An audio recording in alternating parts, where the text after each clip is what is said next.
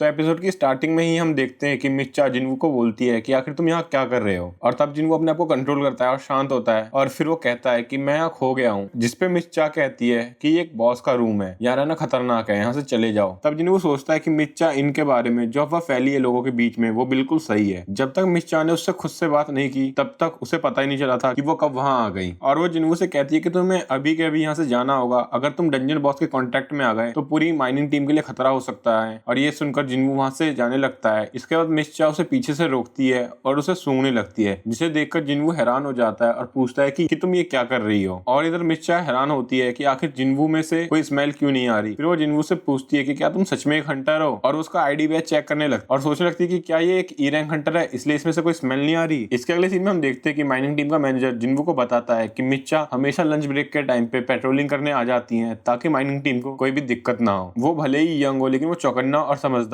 है, और इसलिए वो उस टाइम पे बॉस रूम में थी और उनको यूजुअली हंटर्स की सेंट पसंद नहीं आती, इसलिए वो हमेशा अपने नोज को रुमाल से कवर करके रखती हैं। तब जिन्वू सोचता है कि मिर्चा ने उसकी तरफ अलग रिएक्ट क्यों किया, क्या मिर्चा को उसकी सेंट नॉर्मल नहीं लगी। और वो सोचता है कि रेड गेट के बॉस ने भी ऐसा ही कुछ कहा था, क्या मैं सिस्टम का प्लेयर हूँ इसलिए ऐसा है। सिस्टम की असिस्टेंस मुझे सबसे अलग करती है, लेकिन आखिर ये प्लेयर और सिस्टम जैसी चीज है क्या। और इसके अगले सीन में हम माइनिंग टीम के मैनेजर को जिन्वू को पेमेंट देता हुआ देखते हैं, और वो बोल रहे होते हैं कि यकीन नहीं होता, तुम कलेक्टिंग टीम से ज्यादा तेज काम किया और तुम्हारे ही वजह से हमने काम जल्दी खत्म कर लिया। और साथ ही वो उसे जॉब का ऑफर देते हैं कि क्या तुम वापस आके मेरे पास काम करना चाहोगे, मैं तुम्हें अच्छी सैलरी दूंगा। जिसपे जिन्वू मना कर देता है और कहता है कि मैं बस इसलिए आया था क्योंकि मेरे पास कुछ स्पेयर टाइम था, लेकिन मैं ये काम फुल टाइम नहीं करना चाहूंगा। जिसपे मैनेजर उसे रिक्वेस्ट करते हैं कि क्या तुम एक दिन और आके मेरे साथ काम कर सकते हो, क्योंकि कल दो टीम आने वाली है, टीम ए एंड टीम सी। जिसे सुनकर जिन्वू हैरान हो जाता है और कहता है कि क्या कल दो रेड होने वाली है। तब मैनेजर बताते हैं कि कुछ ही गिल्ड्स हैं जो कि दो टीम बना सकती है एक टाइम पे, दो ए रैंक गेट को हैंडल करने के लिए। हमारे गिल्ड की खासियत है, इसलिए क्या तुम कल आ सकते हो और मैं तुम्हें हमेशा के मुकाबले डबल पेमेंट दूंगा। क्या जिन्वू मैनेजर का थोड़ा और फोर्स करने पे आने के लिए राजी हो जाता है। फिर हम देखते हैं कि मिर्चा किसी से फोन पर बात कर रही होती है जिन्वू की डिटेल्स निकालने के लिए, और तब वो आदमी बोलता है कि क्या हंटर संघ, और वो उसे बताता है कि आज गिल्ड मास्टर चोई ने भी हंटर संघ के बारे में पता करने के लिए बोला था, लेकिन उसके रिलेटेड उसे कोई इन्फॉर्मेशन नहीं मिली। फॉर सम रीजन एसोसिएशन ने उसकी फाइल को लॉक कर रखा है, इवन थ्रू वो लोअर रैंक है। फिर भी ये सब, और गिल्ड मास्टर का नाम सुनकर चाहिन चौंकी जाती है और वो सोचने लगती है कि एसोसिएशन और गिल्ड मास्टर दोनों एक ई रैंक हंटर को कैसे जानते हैं, और उसकी फाइल भी लॉक है, इसमें कुछ तो गड़बड़ है। और वो जिन्वू की स्मेल को याद कर रही होती है। दूसरी तरफ हम जिन्वू को देखते हैं जो अगले दिन वापस आ गया होता है माइनिंग टीम के साथ काम करने के लिए, और माइनिंग टीम को देखकर उसको अपनी पुरानी स्ट्राइक टीम की याद आ रही होती है। और फिर इसके बाद के सीन में हम सबको जिन्वू की तारीफ करते हुए सुनते हैं, और मैनेजर कह रहे होते हैं कि क्या तुम अभी भी मेरे पास काम नहीं करना चाहोगे, मैं तुम्हें 5 गुना सैलरी दूंगा। और तभी वहां पर कैप्टन सॉन आ जाते हैं और कहते हैं कि क्या मैं यहाँ माइनिंग टीम से किसी को लेके जा सकता हूँ, हमें बस कोई सामान उठाने वाला चाहिए। और वो कहते हैं कि जो भी उनके साथ चलेगा वो उसे अच्छी खासी पेमेंट देंगे, लेकिन फिर भी कोई उनके साथ जाने के लिए तैयार नहीं होता।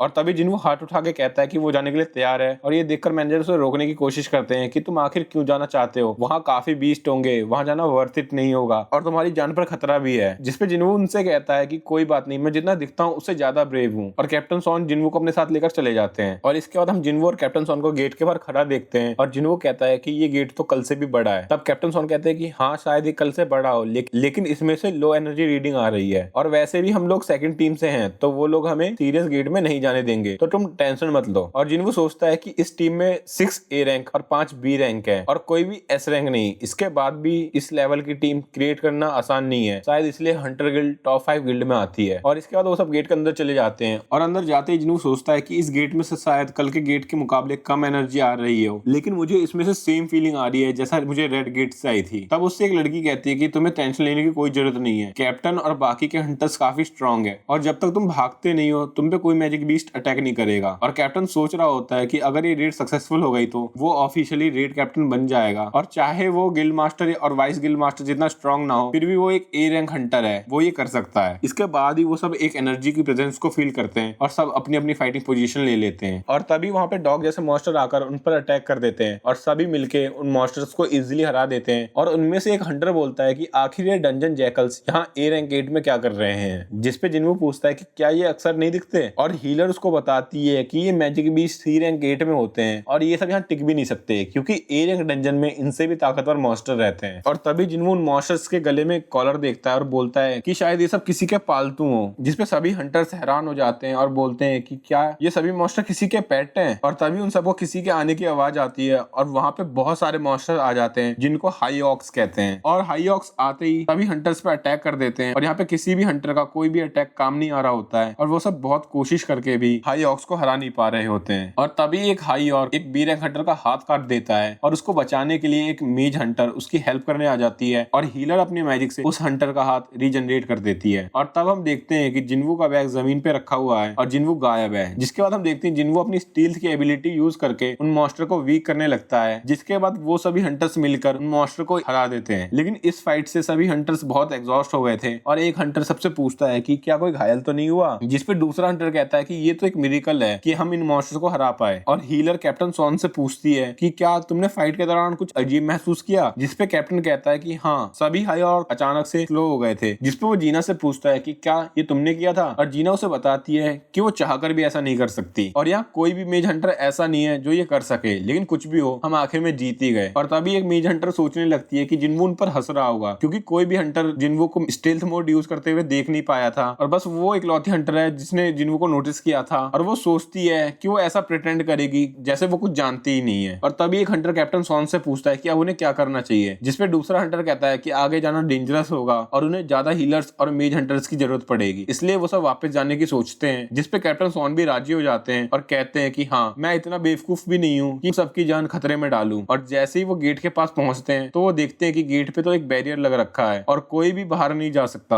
और सभी मेज हंटर्स मिलकर उस बैरियर को हटाने की कोशिश करते हैं, पर अचानक से सभी मेज हंटर्स के मुंह और आंखों से खून निकलने लगता है। और जैसे ही सभी हंटर पीछे पलट के देखते हैं तो वहां पे हाई ऑक्स की आर्मी खड़ी होती है और उनको देखकर सभी सोल्जर्स घबरा जाते हैं और वो सब सोचने लगते हैं कि अगर उनकी फाइट हुई तो उनका बचना मुश्किल है। और हाई ऑक्स में से एक मॉन्स्टर आकर कैप्टन सॉन से बात करने लगता है और वो उससे कहता है कि उनका किंग उनसे मिलना चाहता है। जिसपे कैप्टन सॉन उससे पूछता है कि क्या तुम ही सब ने इस बैरियर को लगा रखा है और क्या कोई और भी इस गेम में तुमसे ज्यादा ताकतवर है। जिसपे वो हाई ऑक्स हंसने लगता है और कहता है कि क्या तुम्हें लगता है कि कोई मुझसे ज्यादा ताकतवर होगा, और अब तुम ही बताओ कि तुम क्या चाहते हो, मुझसे मिलना या मेरे सोल्जर्स के हाथों मरना। और सभी हंटर्स किंग से मिलने के लिए राजी हो जाते हैं और कैप्टन सॉन जिन्वू को पास बुलाकर कहते हैं कि वो बॉस के अपेयर होते ही उस पर अटैक कर देंगे और उस टाइम शायद ये बैरियर हट जाए तो तुम यहाँ से बाहर निकलकर मेन टीम को बुला लेना। जिसपे जिन्वू कहता है कि ऐसी बेवकूफी वाली बातें मत करो, तुम्हारा बच पाना बहुत मुश्किल होगा। और फिर हीलर आके जिन्वू को अपनी विल देती है और कहती है कि बाहर जाकर वो ये विल उसकी फैमिली को दे दे। और तभी जिन्वू को डबल डंजन की याद आ जाती है और वो सोचने लगता है कि ये हंटर्स उन हंटर्स के मुकाबले काफी अच्छे हैं। और फिर हम मिस चा को गेट के बाहर देखते हैं और वो जिन्वू को ढूंढ रही होती है। और तभी वहां पर माइनिंग टीम का मैनेजर आ जाता है और वो मिस चा से पूछता है कि वो यहाँ क्या कर रही है। जिसपे मिस चा उसे बताती है कि वो जिन्वू को ढूंढ रही है और माइनिंग टीम का मैनेजर उन्हें बताता है कि जिन्वू तो स्ट्राइक टीम के साथ अंदर गया है। और इसके बाद हम हाई ऑक्स का महल देखते हैं और उनका किंग थ्रोन पे बैठा हुआ होता है और बस यहीं पे एपिसोड का दी एंड हो जाता है। और भाई अब अगला एपिसोड कमाल का होने वाला है, क्योंकि अगले एपिसोड में मिस चा मैनेजर जिनचुल के साथ साथ सभी हंटर्स जिन्वू की स्ट्रेंथ और उसकी शैडो आर्मी का पोटेंशियल देखेगी और जिन्वू और हाई ऑक्स के किंग की फाइट देखने लायक होगी। बाकी आपको वीडियो कैसी लगी कमेंट करके बताना, और वीडियो अच्छी लगी हो तो वीडियो को लाइक करो, शेयर करो और चैनल पे नए हो तो सब्सक्राइब करो।